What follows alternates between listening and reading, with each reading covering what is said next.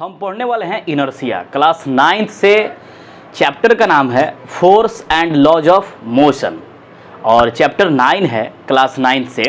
Inertia के बारे में हम जानेंगे कि आखिर में इनर्शिया क्या है, यानी कि इनर्शिया का डेफिनेशन फर्स्ट लॉ से मिलता है और फर्स्ट लॉ को हम लॉज ऑफ इनर्शिया भी बोलते हैं। सेम टू सेम, यानी एक ही जैसा है। इनर्शिया और फर्स्ट लॉ सेम है, कोई चेंजिंग नहीं है। फर्स्ट लॉ क्या है, थोड़ा सा मैं रिवाइज करा देता हूँ क्योंकि सेम आपको ये मिलने वाला है इनर्शिया। फर्स्ट लॉ में क्या होता है, आप कल्पना कीजिए हम लेसन फर्स्ट की बात बोल रहे हैं, यानी कि फिजिक्स का फर्स्ट लेसन, यानी चैप्टर 8। कोई ऑब्जेक्ट मोशन में था, कोई ऑब्जेक्ट में वेलोसिटी था, किसी ऑब्जेक्ट में स्पीड, एक्सेलरेशन, कोई ऑब्जेक्ट रेस्ट में था। तो क्यों था, आखिर में क्या रीज़न था? रीज़न ये था कि कोई ऑब्जेक्ट या तो रेस्ट में है या तो मोशन में है। वो अपने स्टेट में कब तक रह रहा था, जब तक उस पर कोई फोर्स ना लगे। एक्सटर्नल फोर्स मीन्स अगर आप बाइक चलाते हैं तो बाइक में भी एक फोर्स लगता है। अगर आप कुछ पत्थर फेंकते हैं तो उस पत्थर को फेंकने में भी एक फोर्स लगता है। तो कोई भी ऑब्जेक्ट या तो रेस्ट में है या तो मोशन में है, कब तक उसी स्टेट में रहेगा जब तक उस पर एक्सटर्नल फोर्स अप्लाई ना हो। और यही है फर्स्ट लॉ ऑफ मोशन। इसे लॉज ऑफ इनर्शिया भी कहा जाता है। इसको सबसे पहले बताने वाले साइंटिस्ट गैलीलियो थे और बहुत से लोग इसको गैलीलियो का नियम भी कहते हैं। अब हम थोड़ा सा इनर्शिया पे चर्चा करेंगे। सेम है, इनर्शिया क्या है, फिर हम टाइप्स ऑफ इनर्शिया पढ़ेंगे, फिर उसके एग्जाम्पल पढ़ेंगे। विधिवत जानने वाले हैं कि आखिर में इनर्शिया क्या है और इनर्शिया के एग्जाम्पल क्या है, इसके टाइप्स क्या है और इनर्शिया किस पे डिपेंड करता है। ये सब हम विधिवत सीखने वाले हैं। तो डेफिनेशन है, a property of matter by which is remains at the state of rest और uniform motion in the same state line unless acted upon by some external forces. कोई ऑब्जेक्ट या तो रेस्ट में या तो मोशन में है, वो चाहता है कि हम उसी स्टेट में रहें जब तक उस पर आप कोई फोर्स नहीं लगाते हैं। और वही प्रॉपर्टी, वही चाहने की प्रॉपर्टी क्या कहलाता है, इनर्शिया कहलाता है। जैसे आप सुबह सो रहे होते हैं तो आप चाहते हैं कि हम सोए रहें, और वही आपका प्रॉपर्टी क्या है, आलसपन है। सेम उसी तरह कोई ऑब्जेक्ट या तो रेस्ट में है या तो मोशन में है, वो चाहता है, उसका टेंडेंसी है कि हम उसी स्टेट में रहें, और उसी प्रॉपर्टी को, उसी टेंडेंसी को हम क्या बोलते हैं, इनर्शिया बोलते हैं। अब आगे हम इसके एग्जाम्पल देख लेते हैं कि आखिर में इसके एग्जाम्पल क्या हैं। जैसे अब इसका अगर आपको नोट्स चाहिए तो आप डिस्क्रिप्शन चेक कीजिएगा, उसमें आपको विधिवत सब कुछ मिल जाएगा। मैं बस यहाँ समझा देता हूँ क्योंकि लिखूँगा तो बहुत लंबा समय लगेगा, यहाँ तक कि ये पूरा बोर्ड भर जाएगा। तो इसीलिए मैं समझाता हूँ। इसका नोट्स आपको डिस्क्रिप्शन बॉक्स में मिल जाएगा।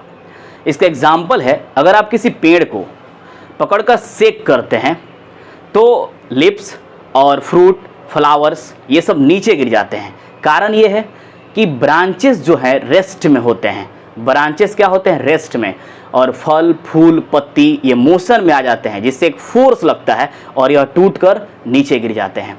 अगर किसी कारपेट को आप स्टिक से पीटते हैं तो dust particles coming out from, यानी डस्ट पार्टिकल उससे बाहर निकल जाते हैं। ऐसा क्या रीज़न है, अगर किसी कारपेट को हम पीटते हैं तो डस्ट पार्टिकल्स बाहर निकलता है।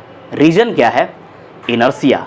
यानी कि कारपेट तो मोशन में आ गया, लेकिन डस्ट चाहता है कि हम रेस्ट में रहें, यानी डस्ट रेस्ट में रहना चाहता है। कारपेट मोशन में आ गया तो डस्ट नीचे गिर जाता है।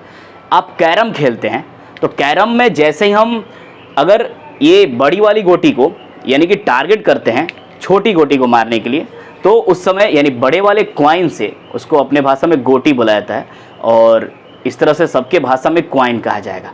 बड़े वाली क्वाइन से अगर हम छोटे क्वाइन को हिट करते हैं तो जो सबसे नीचे रखा होता है, यानी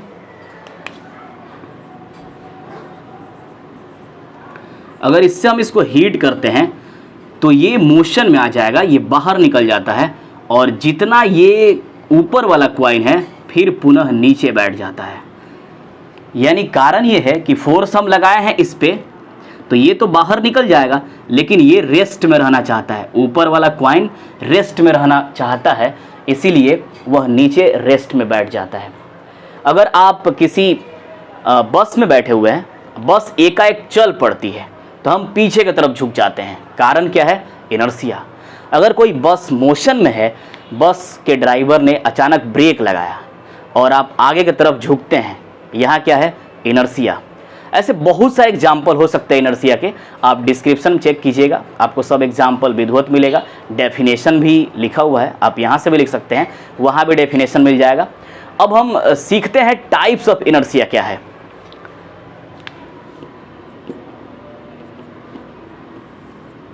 टाइप्स ऑफ इनर्शिया।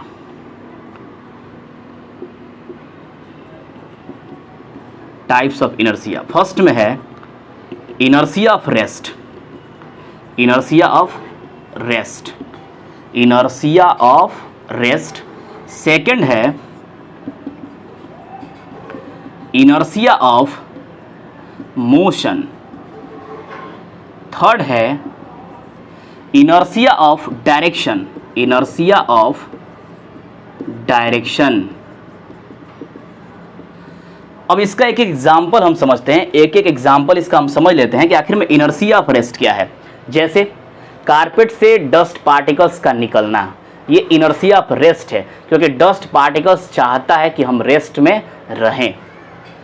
क्वाइन को कैरम पे यानी कैरम बोर्ड पे फिर स्टेट में यानी रेस्ट में आना, ये भी क्या है? इनर्शिया ऑफ रेस्ट है। ये है क्वाइन, और क्वाइन नीचे बैठ जाता है यानी कैरम बोर्ड पे, फिर स्टेट रेस्ट में आ जाता है, यानी कि उसका स्थिति रेस्ट में हो जाता है, ये भी इनर्शिया ऑफ रेस्ट है। दूसरा इनर्शिया ऑफ मोशन, यानी कोई ऑब्जेक्ट मोशन में हो तब उसमें इनर्शिया लगता है। जैसे बस चल रही है और अचानक ड्राइवर ने ब्रेक लगाया, हम सब आगे की तरफ झुकेंगे, यहाँ पे इनर्शिया ऑफ मोशन है, यानी जो पहले से मोशन में हो ऑब्जेक्ट तब इनर्शिया लगता है, तो उसमें inertia of motion. Inertia of direction, जैसे कोई अगर कार चल रही है तो धूल पीछे की तरफ मोशन में आता है, यानी कि जाता है। जैसे अगर आप कोई व्हील, ये पानी है, इसमें किसी व्हील को आप रोटेट करते हैं, ये आगे की तरफ रोटेट होता है, तो ये वाटर पीछे की तरफ तेज रफ्तार में बाहर निकलता है। यानी हम कह सकते हैं कि यहाँ पे इनर्शिया ऑफ डायरेक्शन है, यानी कि व्हील रोटेट कर रहा है, एक डायरेक्शन में आगे जा रहा है, ईस्ट के डायरेक्शन में वो बढ़ रहा है आगे, लेकिन जो पानी है, वाटर है, वो वेस्ट की तरफ मोशन में रहेगा। यानी हम कह सकते हैं कि यहाँ पे क्या है? इनर्शिया ऑफ डायरेक्शन, यानी जिसमें डायरेक्शन चेंज होते हुए दिखे तो इनर्शिया ऑफ डायरेक्शन। जिसमें मोशन में ऑब्जेक्ट हो और फिर ऑब्जेक्ट रेस्ट में आ जाए तो उसको हम inertia of motion. Inertia of rest क्या है? पहले से ऑब्जेक्ट रेस्ट में हो, बाद में मोशन में आ जाए। जैसे फल, फूल, पत्ती, अगर पेड़ को हम सेक करते हैं तो ये सब पहले रेस्ट में होते हैं, फल, फूल, पत्ती, ये सब रेस्ट में होता है, आइडियल कंडीशन में रेस्ट में होते हैं। अब आधी चल रही है, इसकी कोई बात नहीं है, साइंस आइडियल कंडीशन पे बात करता है, तो ये सब रेस्ट में होते हैं, यानी कि फल, फूल, पत्ती, ये सब क्या है? रेस्ट में है।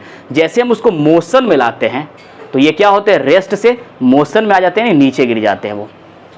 तो इनर्शिया ऑफ रेस्ट क्या है? किसी कारपेट को आप पीटते हैं तो डस्ट पार्टिकल्स बाहर निकल जाता है, या किसी पेड़ के ब्रांचेस को आप सेक करते हैं तो फल, फूल, पत्ती नीचे गिर जाते हैं, यानी पहले से जो रेस्ट में रहेगा तो इनर्शिया ऑफ रेस्ट का एग्जाम्पल वहाँ दिखेगा। जो मोशन में रहेगा, जैसे बस चल रही है तो मोशन में है, ड्राइवर ब्रेक लगाएगा तो आप आगे की तरफ झुक जाते हैं, तो वहाँ इनर्शिया ऑफ मोशन है। डायरेक्शन में क्या है? अगर कोई व्हील या कार मूव कर रही है तो एक अनदर बॉडी कार के अपोजिट डायरेक्शन में मोशन में आ जाता है, जैसे डस्ट पार्टिकल्स या फिर से वाटर, ये सब कार अगर ईस्ट डायरेक्शन में मोशन करेगी तो डस्ट पार्टिकल्स या फिर से वाटर, ये सब वेस्ट डायरेक्शन में मोशन में आ जाएंगे। तो ये है इनर्शिया ऑफ डायरेक्शन। और हम अब जानेंगे कि आखिर में इनर्शिया किस पे डिपेंड करता है। तो लिख सकते हैं हम, inertia depends on mass. Inertia depends on mass. Inertia किस पे डिपेंड्स करेगा? किस पे डिपेंड करेगा? मास पे डिपेंड करेगा। अगर मास ज़्यादा है तो इनर्शिया ज़्यादा है। जैसे एग्जाम्पल, एक मेरे पास 50 kg का आयरन है, एक है 5 kg का आयरन, तो इसमें मोर इनर्शिया होगा, इसमें लेस इनर्शिया होगा। यानी inertia is the measurement of mass या mass is the measurement of inertia, दोनों एक दूसरे के अपोजिट है। यानी कि इनर्शिया मास पर डिपेंड करता है, मास भी इनर्शिया पर डिपेंड करता है। अगर मास ज़्यादा है तो इनर्शिया ज़्यादा है, अगर इनर्शिया ज़्यादा है तो मास स्वाभाविक है कि ज़्यादा होगा। यानी हम इनर्शिया पढ़ रहे हैं तो इसमें हम सेंटर में क्या रखेंगे, इनर्शिया को ही रखेंगे कि इनर्शिया किस पे डिपेंड कर रहा है, मास पे डिपेंड कर रहा है। अगर मास ज़्यादा है तो इनर्शिया ज़्यादा होगा, अगर मास कम है तो इनर्शिया क्या होगा, कम होगा। जैसे एक साइकिल में और एक मोटरसाइकिल में किस में ज़्यादा इनर्शिया है, मोटरसाइकिल में, क्योंकि मोटरसाइकिल का मास क्या है, ज़्यादा है। एक कार में और एक ट्रक में किस में ज़्यादा इनर्शिया होगा, ट्रक में ज़्यादा इनर्शिया होगा, कार में इनर्शिया कम होगा। जिसमें मास ज़्यादा होगा इनर्शिया ज़्यादा होगा, जिसमें मास कम होगा इनर्शिया कम होगा। यानी कि इनर्शिया किस पे डिपेंड करता है, मास पे। जितना मास है उतना ज़्यादा इनर्शिया है। मुझे आशा है कि आप बेहतर समझे हैं। आपको लिखना है तो ये लिख लीजिए माइंड मैप के तौर पे, नहीं तो डिस्क्रिप्शन में जाके देखिएगा, वहाँ आपको सब कुछ विधिवत मिल जाएगा। मिलेंगे फिर नेक्स्ट वीडियो में।